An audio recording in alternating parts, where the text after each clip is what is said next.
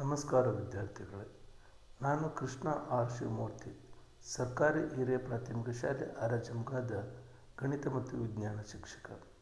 ಇಂದು ನಾನು ಸಸ್ಯವನ್ನು ಪರಿಚಯ ಮಾಡೋದ್ರ ಜೊತೆಗೆ ಅದರ ಎಲ್ಲ ಭಾಗಗಳು ಯಾವುದಿದೆ ಎನ್ನುವುದು 6 ಮತ್ತು 7ನೇ ಮತ್ತು 8ನೇ ತರಗತಿ ವಿದ್ಯಾರ್ಥಿಗಳಿಗಾಗಿ ಈ ತರಗತಿಯನ್ನು ಮಾಡಿದ್ದೇನೆ. ಇಲ್ಲಿ ಸಸ್ಯವನ್ನು ನಿಮಗೆ ಪರಿಚಯ ಮಾಡಿ ಕೊಡುತ್ತೇನೆ. ಸಸ್ಯಗಳನ್ನು ಪರಿಚಯ ಮಾಡ್ಕೊಳ್ಳೋಣ. ಯಾವುದನ್ನು ಪರಿಚಯ ಮಾಡ್ಕೊಳ್ಳೋಣ ಅಂದ್ರೆ ಮೊದಲು ನಮ್ಗೆ ಸಸ್ಯಗಳ ಬಗ್ಗೆ ಗೊತ್ತಾಯ್ತಂದ್ರೆ ಆಮೇಲೆ ಆ ಸಸ್ಯದ ಬಗ್ಗೆ ನಾವು ಏನಾದರೂ ಅಭ್ಯಾಸ ಮಾಡ್ಲಿಕ್ಕೆ ನಮ್ಗೆ ಏನಾಗ್ತದೆ ಅನುಕೂಲ ಆಗ್ತದೆ. ಮೊದಲು ಸಸ್ಯ ಅಂತ ಅದರದ್ದು ಏನೇನನ್ನು ಒಳಗೊಂಡಿರ್ತದೆ ಸಸ್ಯದ ಒಂದು ಭಾಗದಲ್ಲಿ ಬಂದು ಅನ್ನೋದ್ರ ಬಗ್ಗೆ ನಾವು ತಿಳ್ಕೊಂಡು, ಇದು ಒಂದು ಸಸ್ಯ ಅದ ರೀ, ಹೌದಾ? ಅಂದರೆ ಒಂದು ಗಿಡ ಅಥವಾ ಮರ ಅಂತ ನಾವು ಏನು ಕರಿತೀವಲ್ಲ, ಇದೊಂದು ಗಿಡ ಅದ. ಯಾವುದ್ರ ಗಿಡ ಅದ ಇದು? ನೀವೆಲ್ಲ ಹಳ್ಳಿ ವಿದ್ಯಾರ್ಥಿಗಳಾಗಿರೋದ್ರಿಂದ ನಿಮ್ಗೆ ಬೇಗನೆ ಗೊತ್ತಾಗಿರ್ತದೆ, ಇದು ತೊಗರಿ ಗಿಡ ಅದು ಅಂತ. ಇದು ಒಂದು ಯಾವುದ್ರದ ಇದು ಸಸ್ಯ, ಇದು ಯಾವುದ್ರದ ಗಿಡ ಅದು? ಜೋಳದ. ಇದರ ಎಲೆಗಳಲ್ಲಿ ನಾವು ವ್ಯತ್ಯಾಸ ಕಾಣಲಿಕ್ಕೆ ಎರಡೂ ಸೇಮ್ ಅವರೇ? ವ್ಯತ್ಯಾಸ ಅದ ರೀ, ಹೌದಾ? ಇದರ ಎಲೆಗಳು ನೋಡ್ಲಿಕ್ಕೆ ಹೆಂಗೆ ಅವರೇ? ಉದ್ದಕ್ಕೆ ಅವರಿ. ಇದರ ಎಲೆಗಳು ಸಣ್ಣ ಸಣ್ಣ ಗಿಡ್ಡವ. ನಿಮ್ಮ ಭಾಷೆದಲ್ಲಿ ಹೇಳ್ಬೇಕಾದ್ರೆ ಗಿಡ್ಡವರಿ. ಇದ್ರ ಉದ್ದವ, ಊಚವರಿ ಅಂತ ಹೇಳ್ತಾರಲ್ಲ, ಹಂಗೆ. ಅಷ್ಟೇ ಅಲ್ಲ ವಿದ್ಯಾರ್ಥಿಗಳೇ, ಇದರದ ಬೇರಿನ ವ್ಯವಸ್ಥೆಯಲ್ಲಿನೂ ಸಹಿತ ನಾವು ವ್ಯತ್ಯಾಸವನ್ನು ಕಾಣ್ಬೋದು. ಈ ಒಂದು ತೊಗರಿಯ ಗಿಡದಲ್ಲಿ ಮತ್ತು ಜೋಳದ ಒಂದು ಗಿಡದಲ್ಲಿ ಬೇರಿನ ವ್ಯವಸ್ಥೆಯಲ್ಲಿ ವ್ಯತ್ಯಾಸವನ್ನು ಕಾಣ್ಬೋದು. ಇದರ ಬೇರಿನಲ್ಲಿ ನೋಡಿದಾಗ ನಾವು ಯಾವ ಬೇರಿನ ವ್ಯವಸ್ಥೆ ನೋಡ್ತೀವತ್ತಂದರೆ, ಇಲ್ಲಿ ಕ್ಲಿಯರ್ ಇದು ಹಿಡಿಯಮ್ಮ, ಕೈ ಹಿಡಿದ ಬೀಳಂಗ ಇದು ನೋಡಿ, ಇದು ಹಿಡಿಯಮ್ಮ, ಅದು ಹಿಡಿ, ಎಲೆಗಳು ಹಿಡು ಇಲ್ಲಿ, ಹೌದಾ? ಚಲೋ ಹಿಡಿ, ಇಲ್ಲಿ ಆ ಕಡೆ ಮುಖ ಮಾಡಿ ಹಿಡಿ, ಹೌದಾ? ಈ ಒಂದು ಬೇರು ಅದ ನೋಡ್ರಿ, ಈ ಬೇರು ಏನು ಮಧ್ಯದ ಬೇರು ಅದಲ್ಲ, ಈ ಬೇರಿಗೆ ಏನಂತ ಕರಿತೀವಪ್ಪ ಅಂತಂದರೆ ತಾಯಿ ಬೇರು. ಅಂದ್ರೆ ಸಸ್ಯವನ್ನು ಬೀಜ ಹೊಡೆದು ಏನು ಬೆಳೀತಾ ಹೋಗ್ತದೆ, ಮೊಳಕೆ ಹೊಡಿತು ಏನು ಬೆಳೀತಾ ಹೋಗ್ತದೆ, ಮೊದಲನೇದಾಗಿ ಈ ಬೇರು ಬೆಳವಣಿಗೆ ಪ್ರಾರಂಭ ಮಾಡ್ಕೋತದೆ.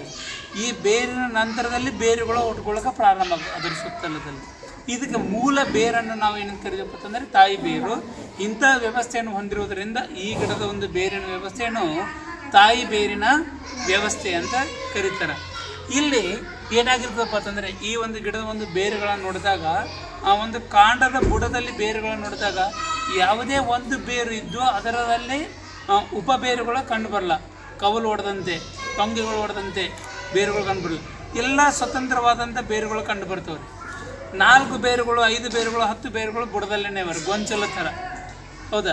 ಇದು ಇನ್ನೂ ಜೋಳ ದೊಡ್ಡದ ಗಿಡ ಆದಾಗ ನಿಮ್ಗೆ ಕಾಣಿಸ್ತಾರೆ, ಮಣ್ಣಿನಿಂದ ತೆಗೆದಾಗ ಗೊಂಚಲುಗಳು ಕಾಣಿಸ್ತದೆ ರೀ, ಹೌದಾ?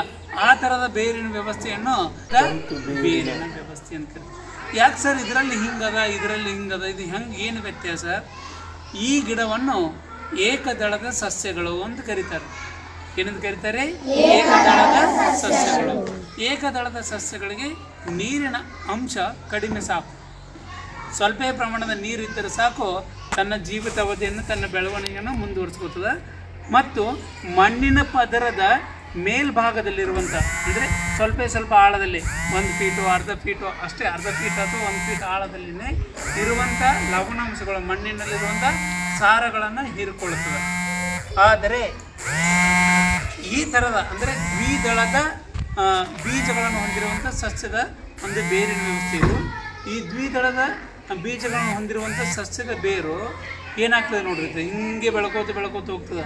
ಇದು ಎಷ್ಟು ಬೆಳಿಬೋದಪ್ಪ ಅಂತಂದರೆ ಮೀಟರ್ ಗಂಟ್ಲೆ, ಕಿಲೋಮೀಟರ್ ಗಂಟ್ಲೆನೂ ಬೆಳೀತಾರೆ ಇದು ಉದ್ದಕ್ಕೆ. ಈ ಗ್ರೌಂಡ್ನಲ್ಲಿ ಒಂದು ಗಿಡ ಏನಾದರೂ ಅಂದರೆ ದ್ವಿದಳ ಸಸ್ಯದ ಗಿಡದ ಏನಾದರೂ ಹಚ್ಚಿದೆ ಅಂದ್ರೆ ಪಕ್ಕದ ಶಾಲೆ ಆವರಣ ದಾಟಿನೂ ಹೊರಗೆ ಹೋಗ್ಬೋದು ರೀ, ನಿಮ್ಮ ಮನೆ ಬಲ್ಯಕ್ಕೆ ಬರ್ಬೋದು, ಊರು ದಾಟಿನೂ ಹೊರಗೆ ಬರ್ಬೋದು ಬೇರುಗಳು, ಹೌದಾ? ಹುಣಸೆ ಗಿಡದ ಬೇರುಗಳು ನೋಡ್ತೀವಿ ನೋಡ್ರಿ, ಎಲ್ಲಿಗೂ ಬಂದಿರ್ತಾವೆ ಹುಣಸೆ ಗಿಡದ ಬೇರುಗಳು. ಆದರೆ ತೆಂಗಿನ ಗಿಡದ ಬೇರುಗಳು ಮನೆ ಕಂಪೌಂಡ್ ದಾಟಿರಲ್ಲ, ಅಲ್ಲೇ ಇರ್ತಾವ್ರಿ. ಹುಣಸೆ ಗಿಡದ ಬೇರುಗಳು ಮತ್ತೊಬ್ಬರು ಮನೆ ಪಾಯ ಹೊಡೆದಿರ್ತಾರೆ, ಅಲ್ಲೇ ಬಂದಿರ್ತಾವೆ. ಯಾಕಪ್ಪ? ಈ ಬೇರಿನ ವ್ಯವಸ್ಥೆ ಏನಾಗಿರ್ತಪ್ಪ ಅಂತಂದರೆ, ಭೂಮಿ ಆಳಕ್ಕೆ ಹೋಗಿ ಮಣ್ಣಿನ ಅಂತರಾಳದಲ್ಲಿ, ಅಂದರೆ ಅತಿ ಹೆಚ್ಚಿನ ಒಳಗಿನ ಪದರಗಳಲ್ಲಿ ಹೋಗಿ ಭೂಮಿಯ ಮೇಲ್ಪದರದ ಅಂದರೆ ಒಂದು ಅರ್ಧ ಫೀಟ್ನಲ್ಲಿರುವಂಥ ಫಲವತ್ತತೆಯನ್ನು ಹೀರ್ಕೊಂಡ್ರೆ ಇದು ಆಳದಲ್ಲಿ ಇರುವಂಥ ಫಲವತ್ತತೆಯನ್ನು ಹೀರ್ಕೊಳ್ತದೆ.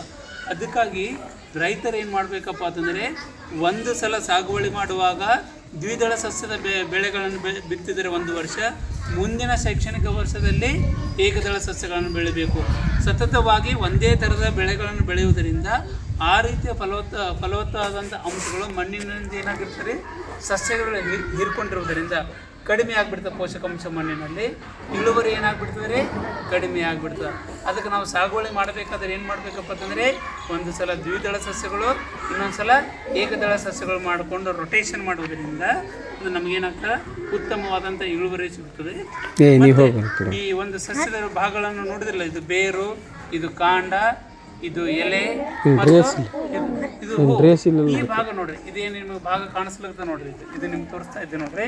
ಇದಕ್ಕೆ ಮೊಗ್ಗು ಅಂತ ಕರಿತಾನ್ರಿ. ಏನಂತ ಕರಿತಾನ? ಮೊಗ್ಗು ಅಂತ ಕರಿತಾನೆ ಇದು ಭಾಗ. ಹೌದಾ? ಈ ಮೊಗ್ಗು ಅರಳದ ಮೇಲೆ, ಈ ಮೊಗ್ಗು ಅರಳದಂದ್ರೆ ಏನಾಗ್ತದೆ ರೀ, ಹೂವು ಆಗ್ತದೆ. ಹೂವು ಬಾಡಿ ಮುಂದೆ ಮುಪ್ಪಾಗ್ಯದ, ಹೂವು ಬಾಡಿ ಏನಾಗ್ಬಿಡ್ತಾರೆ, ಕಾಯಿ ಆಗ್ಬಿಡ್ತದೆ. ಕಾಯಿ ಮುಂದೆ ಹಣ್ಣು ಆಗ್ತದೆ. ಕಾಯಿಯಾಗಿ ಏನಾಗ್ತದೆ, ಹಣ್ಣು ಆಗ್ತದೆ. ಇಲ್ಲಿ ಕಾಯಿಗಳನ್ನು ನಾವು ನೋಡ್ಬೋದು. ಈ ತೊಗರಿ ಹಣ್ಣು ನೋಡ್ಲಿಕ್ಕೆ ಬರಲ್ಲ, ಯಾಕಂದ್ರೆ ಇದು ಹಣ್ಣು ಬಿಡುವ ಗಿಡ ಅಲ್ಲ. ಹೌದಾ? ಮಾವಿನ ಕಾಯಿ ಮತ್ತು ಮಾವಿನ ಹಣ್ಣನ್ನು ನೋಡ್ತೇವೆ ನೋಡಿ. ಮಾವಿನ ಗಿಡದಲ್ಲಿ ನೋಡಿದಿಲ್ಲ, ಮಾವಿನ ಹಣ್ಣು ಕಾಯಿ ಆಗಿರ್ತದೆ ರೀ. ಅದು ಕಾಯಿಯಾಗಿ ಮುಂದೆ ಏನಾಗ್ತದೆ, ಹಂಗೆ ಬಿಟ್ಟಿವಿ ಅಂದ್ರೆ ಹಣ್ಣು ಆಗ್ತದೆ. ಹೌದಾ? ಅದು ಹಣ್ಣನ್ನು ಹಂಗೆ ಬಿಟ್ಟು ಅಂದರೆ ಅದ್ರ ಬೀಜವನ್ನು ತೊಗೊಂಡು ನಮ್ಮ ಮತ್ತೊಂದು ಗಿಡವನ್ನು ಹಚ್ಚಬಹುದು. ಅಂದರೆ ನಮಗೆ ಇದರಿಂದ ನಮಗೇನು ಗೊತ್ತಾಗ್ಬಿಡ್ತಪ್ಪ, ಇಲ್ಲಿ ಏಕದಳ ಸಸ್ಯದಲ್ಲಿ ಹೂವು ಭಾಳ ಚೆನ್ನಾಗಿ ಕಾಣಿಸ್ತಾರೆ. ಇದನ್ನು ಅರಳಿತಂದ್ರೆ ಗೊತ್ತಾಗ್ತದೆ. ಈ ಹೂವು ಮುಖ್ಯವಾಗಿ ಹೂವು ಸಂತಾನೋತ್ಪತ್ತಿಯ ಭಾಗ. ಸಸ್ಯಗಳಲ್ಲಿ ಹೂವು ಏನಾಗಿರ್ತಪ್ಪ ಅಂತಂದರೆ ಸಂತಾನೋತ್ಪತ್ತಿಯ ಭಾಗ. ಸಸ್ಯಗಳಲ್ಲಿ ಸಂತಾನೋತ್ಪತ್ತಿ ಅಂತ ಹೇಳ್ತೀವಲ್ಲ, ಈ ಹೂವಿನ ಏನಪ್ಪ ಅಂತಂದರೆ ಸಂತಾನೋತ್ಪತ್ತಿ ಅಂತ. ಅಂದರೆ ಈಗ ಒಂದು ಹೊಸದು ಗಿಡ ಮತ್ತೊಂದು ಬೆಳಿಬೇಕಾದ್ರೆ ನನಗೆ ಬೀಜ ಬೇಕಂದ್ರೆ ಈ ಹೂವು ಅರಳಿ, ಹೂವು ಏನಾಗಿ ಬಾಡಿ ಕಾಯಿಯಾಗಿ, ಆ ಕಾಯಿ ಬೀಜವನ್ನು ರೆಡಿ ಮಾಡ್ಕೊತೀವಿ ಒಳಗೆ ಹಣ್ಣಾಗಿ. ಆ ಬೀಜ ಮುಂದೇನು ಇನ್ನೊಂದು ಸಸ್ಯ ಬೆಳೀಲಿಕ್ಕೆ ಕಾರಣ ಆಯಿತು.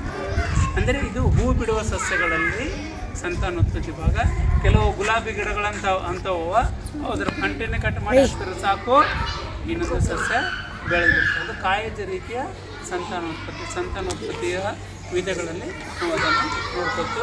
ಈ ಬೇಜನ್ನು ನೋಡ್ರಿ ಎಷ್ಟು ವ್ಯತ್ಯಾಸ ಇದೆ. ಜಾಲ ರೂಪದ ನಾಳು ವಿನ್ಯಾಸ ಮತ್ತು ಇನ್ನೊಂದಿತ್ತಲ್ರಿ, ಅರಳಿ ಗಿಡದ ಎಲೆ ಇತ್ತಲ್ಲ, ಅರಳಿ ಗಿಡದ ಎಲೆ, ವೆರಿ ಗುಡ್. ಇವೆರಡರಲ್ಲಿ ನೋಡ್ರಿ, ಇದರಲ್ಲಿ ಸಮಾನಾಂತರ ನಾಳ ವಿನ್ಯಾಸವನ್ನು ನೋಡ್ತೇವೆ ರೀ. ನಾಳಗಳು ಸಮಾನಾಂತರ. ಇದರಲ್ಲಿ ಯಾವ ರೀತಿ ನೋಡ್ತೇವೆ ರೀ ಹೇಳ್ರಿ, ಜಾಲ ರೂಪದ, ಜಳಗಿ ಕಾಣಿಸ್ತಾ ನೋಡ್ರಿ. ಯಾವ ರೀತಿ ರೀ, ಜಾಳ ರೂಪದ. ಅಂದರೆ ಇದರ ಎಲೆಗಳು ದುಂಡಾಗಿ ಚಿಕ್ಕದಾಗಿರ್ತವೆ ದ್ವಿದಳ ಸಸ್ಯಗಳಲ್ಲಿ.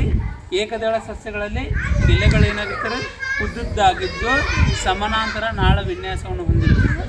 ಮತ್ತು ದ್ವಿದಳ ಸಸ್ಯದಲ್ಲಿ ಅಲ್ಲಿ ಕಾಣಿಸ್ಬೇಕು ನೋಡ್ರಿ, ಒಣಗದ ಭಾಳ ಬೆಸ್ಟ್ ಕಾಣಿಸ್ತಾ ನೋಡ್ರಿ. ಹೌದಾ? ನಾನು ಕ್ಯಾಮ್ರಾ ಸಮೀಪ ಹೋದಾಗ ಆ ಕ್ಯಾಮ್ರಾದಾಗ ನೋಡೋರಿಗೂ ಗೊತ್ತಾಗ್ತಾರೆ ಜಳಗಿ ಹಂಗದ ನೋಡಿ ಸರ್ ಇಲ್ಲಿ. ಹೌದಾ? ಜಾಳ ರೂಪದ ನಾಳ ವಿನ್ಯಾಸವನ್ನು ನಾವು ನೋಡ್ಬೋದು. ಹೌದಾ? ಮಚ್ಚರದನಿ ನೋಡ್ರಿಲ್ಲ, ಹಂಗೆ ಕಾಣಿಸ್ತು ನೋಡ್ರಿ. ಜಾಲ ರೂಪದ ನಾಳ ವಿನ್ಯಾಸವನ್ನು ಹೊಂದಿರ್ತದೆ ಅಂತ ಅನ್ನೋದು. ಹೌದಾ? ಸಸ್ಯಗಳ ಬಗ್ಗೆ ನಿಮ್ಗೆ ಗೊತ್ತಾಯ್ತಾ? ಸಸ್ಯ ಪರಿಚಯ ಆಯ್ತಾ? ಮುಂದಿನ ತರಗತಿಯಲ್ಲಿ ಇದ್ರ ಮುಂದಿನ ಭಾಗವನ್ನು ನಾವು ನೋಡ್ಕೊಳ್ಳೋಣ. ಓಕೆನಾ? ಈ ಒಂದು ಪಾಠ ಸಸ್ಯ ವಿಜ್ಞಾನದ ಬುನಾದಿ ಪಾಠವಾಗಿದೆ.